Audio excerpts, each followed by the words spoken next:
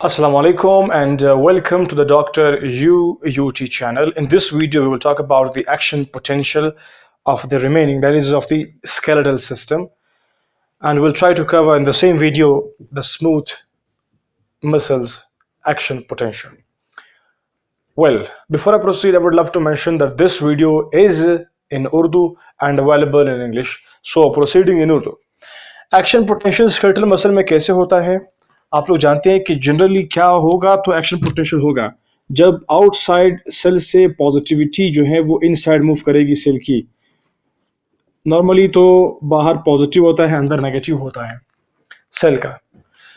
तो जैसे ही positive ion move करेंगे इनसाइड, तो इनसाइड को ये पॉजिटिव बनाएंगे और इस वक्त एक डीपोलराइजेशन होगी जिससे एक्शन पोटेंशियल जनरेट होगी normally. In case of skeletal muscle क्या होता है, इसका रेस्टिंग मेम्ब्रेन पोटेंशियल जहां पर रेस्ट कर रहा होता है मेम्ब्रेन जो है वो एक्शन में नहीं जा रहा होता। मींस अगर हम मसल की बात करें तो मसल कॉन्ट्रैक्शन की तरफ नहीं जाएगा, रेस्टिंग हालत में है। तो इसकी जो एक्शन पोटेंशियल है रेस्टिंग मेम्ब्रेन पोटेंशियल जो है, जो आउटसाइड पॉजिटिव इनसाइड नेगेटिव जो कैलकुलेट किया था वो था -70 मिली वोल्ट। ठीक, ये हमारे पास टाइम सेकेंड में है, एक्स एक्सिस और वाई एक्सिस में हमारे पास है मिली वोल्ट में जो इसकी पोटेंशियल है। तो ये रेस्टिंग मेम्ब्रेन पोटेंशियल इसकी क्या थी, -70। जैसे ही इसको एक्शन पहुंचता था स्टिमुलस के मसल ने कॉन्ट्रैक्शन की तरफ जाना है, तो उस वक्त क्या होता है, एक जब ग्राफिकल रिप्रेजेंटेशन मालूम की गई तो यहाँ पर एक पीक सा बना। ये पीक क्यों बना? ये पीक इसलिए बना कि पॉजिटिव आयन ने मूवमेंट शुरू की इनसाइड द सेल। तो इनसाइड क्या हुआ, पॉजिटिव बनना शुरू हो गया था। पहले नेगेटिव था, अभी पॉजिटिव बनना शुरू हुआ।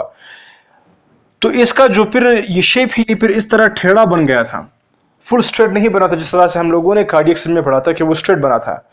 इसकी क्या वजह थी? इसकी बहुत ही सिंपल वजह ये थी कि पहले स्टेप में क्या होता है, जब सेल जो है वो डीपोलराइज होता है और उसमें एक्शन पोटेंशियल जनरेट होता है, रेस्टिंग मेम्ब्रेन से जो है थ्रेशोल्ड तक पहुंचता है, फिर उसके बाद ये ओवर शूट करता है अपवर्ड, और फिर ये शूटिंग एक थोड़ी सी एक किस्म से हम लोग कहते हैं कि तिरछी सी होती है। इसके पीछे क्या लॉजिक है? इसमें मौजूद है फास्ट सोडियम और लीकी चैनल जो हैं पोटेशियम के, ये होते हैं जो इनसाइड मूवमेंट शुरू कर देते हैं, जिससे क्या होता है, एक थ्रेशोल्ड क्रॉस करने के बाद एक्शन पोटेंशियल तो होता है लेकिन टेढ़ा सा होता है।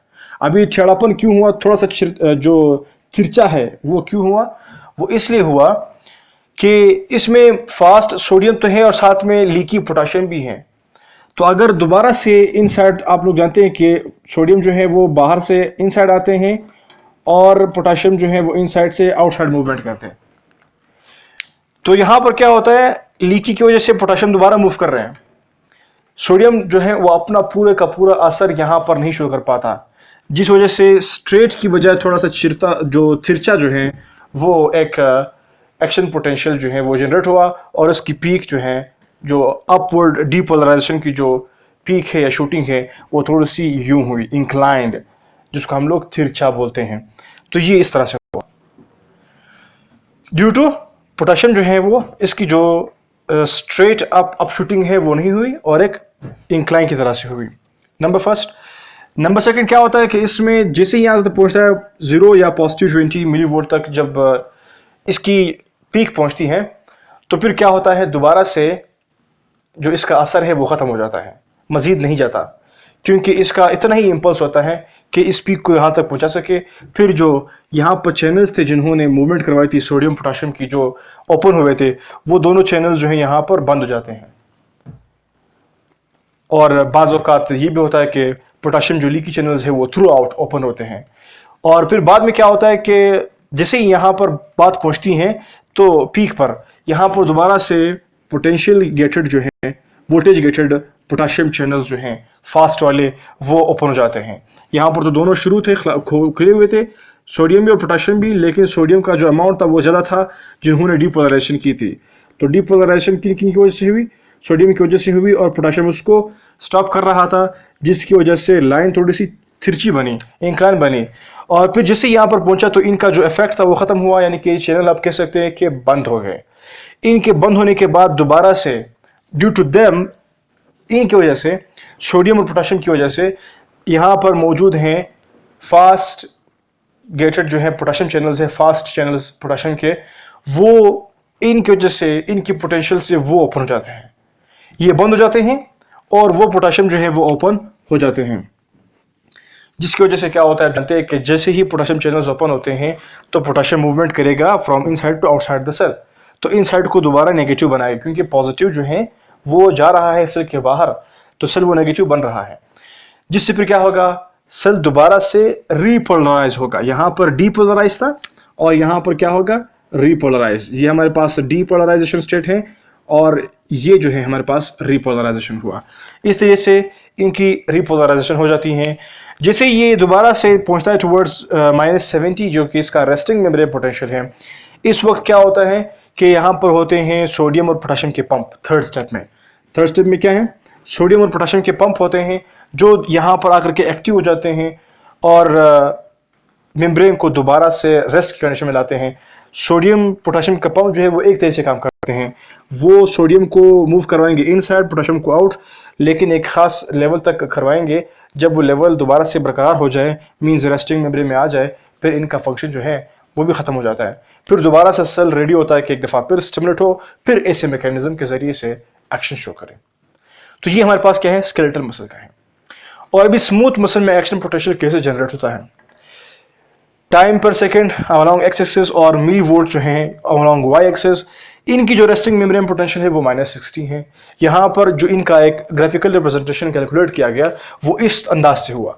यहाँ पर तो थोड़ा वो था, एक इंक्लाइनेशन थी, यहाँ पर भी वही इंक्लाइनेशन थोड़ी सी ज़्यादा है। और ये जो इंक्लाइनेशन है इसकी क्या वजूहत थी, यहाँ पर जब हम बात करते हैं अबाउट स्मूथ मसल, इनमें जो एक्शन पोटेंशियल की जनरेशन होती हैं वो इस तरह से होती है कि पॉजिटिव आयन जब इन साइड मूव करेंगे, नॉर्मली एक बात तो दोबारा से मैं रिपीट कर रहा हूँ कि आउटसाइड जो है वो पॉजिटिव होता है सेल का और इनसाइड सेल जो है वो नेगेटिव होता है। In case of smooth muscles क्या होता है कि बाहर से पॉजिटिव आयन मूवमेंट शुरू करेंगे इनसाइड एज जनरल जो हम बात करते हैं, तो ये पॉजिटिव जब बन जाएगा तो डीपोलराइजेशन होगी। इस केस में in case of smooth muscles जो डीपोलराइजेशन के लिए आयन रिस्पॉन्सिबल हैं वो कौन कौन से हैं, वो दो हैं, सोडियम और कैल्शियम। सोडियम के बिल्कुल जो चैनल्स होते हैं वो कम होते हैं, इसीलिए हम स्लो कहेंगे, स्लो सोडियम चैनल आयंस। और कैल्शियम के जो फास्ट चैनल नहीं होते इनकी भी स्लो होते हैं, तो दोनों के स्लो चैनल्स हुए। कैल्शियम तो है ही इसके स्लो चैनल्स और सोडियम की भी स्लो चैनल्स हैं। तो इन दोनों की इफेक्टिव पावर से क्या होगा, तो सोडियम और कैल्शियम जब डीपोलराइजेशन करनी होगी तो सोडियम और कैल्शियम जो दोनों हैं वो इनवर्ड मूवमेंट करेंगे। लेकिन इस वक्त क्या है, ये तिरछा क्यों है, तिरछा इसलिए है कि सोडियम के चैनल फास्ट वाले नहीं हैं, स्लो वाले हैं। इसकी वजह से इसकी भी तिरछा आ गया, इंक्लाइंड सा आ गया।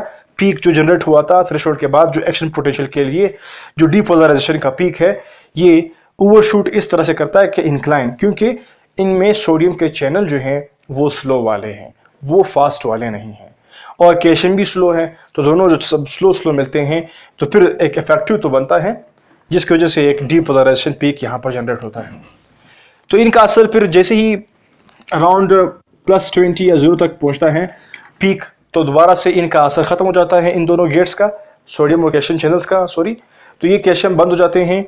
और मीनवाइल जो कैल्शियम चैनल्स हैं स्लो, यहाँ पर वो थोड़े से वो भी इफेक्टिव रहते हैं तब तक, लेकिन इनका असर जो है वो सोडियम की तरह नहीं होता। इसी वजह से वो थोड़ा सा तो मेंटेन करता है कि दोबारा से एक आउटशूट करे, मतलब ऊपर की तरफ जाए, लेकिन ये कमज़ोर होते हैं, जिसकी वजह से ये फिर इनका असर भी ख़त्म हो जाता है। ये जो कैल्शियम चैनल्स हैं, स्लो कैल्शियम चैनल्स, तो ये इस तरह का पीक भी बना लेते हैं, एक प्लेटू सा बन जाता है। तो जब इनका असर भी ख़त्म हो जाता है, फिर यहाँ पर और चैनल्स हैं जो पोटेंशियल सेंसिटिव हैं, वोल्टेज पोटेंशियल जो सेंसिटिव है, वो फास्ट पोटेशियम चैनल्स हैं। फिर ये वाले फास्ट पोटेशियम चैनल्स जो हैं वो एक्टिवेट हो जाते हैं। जाहिर सी बात है, फास्ट वाले एक्टिवेट होंगे तो वो डायरेक्ट डाउन शूट करेंगे और रीपोलराइजेशन में करने में कामयाब हो जाएंगे। जैसे ये रीपोलराइजेशन करते फिर ये नीचे पहुंचते हैं, -60 रेस्टिंग मेम्ब्रेन पोटेंशियल तक पहुंचाते हैं। इस वक्त फिर क्या है, in case of smooth muscles दो पंप काम करते हैं। पंप नंबर 1 जो है सोडियम पोटेशियम पंप है, पंप नंबर 2 जो है वो कैल्शियम सोडियम पंप है। तो यहां पर सोडियम और कैल्शियम दोनों एंटर हो रहे थे ना पहले, तो जब बात पहुंचेगी दोबारा रेस्ट को पहुंचाना होगा, तो इनसाइड सेल की जो कंसंट्रेशन बढ़ गई थी सोडियम और कैल्शियम की, उनको तो रिमूव करना है ना, इसीलिए सोडियम पोटेशियम पंप जो है वो क्या करेगा, सोडियम को आउट करवाएगा, पोटेशियम को इन करवाएगा। तो क्या होगा फिर यहाँ से जो दोबारा यहाँ पर नेक्स्ट पंप है कैल्शियम और सोडियम का, ये क्या करता है जनरली, ये पंप पहले एक्टिवेट होता है, फिर वो दूसरा पंप एक्टिवेट होता है। पहले पंप ये वाला एक्टिवेट होता है। मैं नंबर वाइज आप थोड़ा सा आपको अंडरस्टैंड करवाऊँ कि पहला जो एक्टिवेट होगा वो कैल्शियम और सोडियम का होगा, सेकेंड जो एक्टिवेट होगा वो सोडियम और पोटेशियम का होगा। वो क्यों? क्योंकि पहले कैल्शियम को सोडियम के थ्रू बाहर निकालना होगा। चंदन स्लो आ रहे हैं तो इसी वजह से क्या होगा, इतना असर नहीं पड़ेगा जब सोडियम अगर अंदर आएगा। सोडियम अंदर आएगा, कैल्शियम बाहर जाएगा। एक तरह से यहाँ पर पॉजिटिविटीज ने कम कर दी।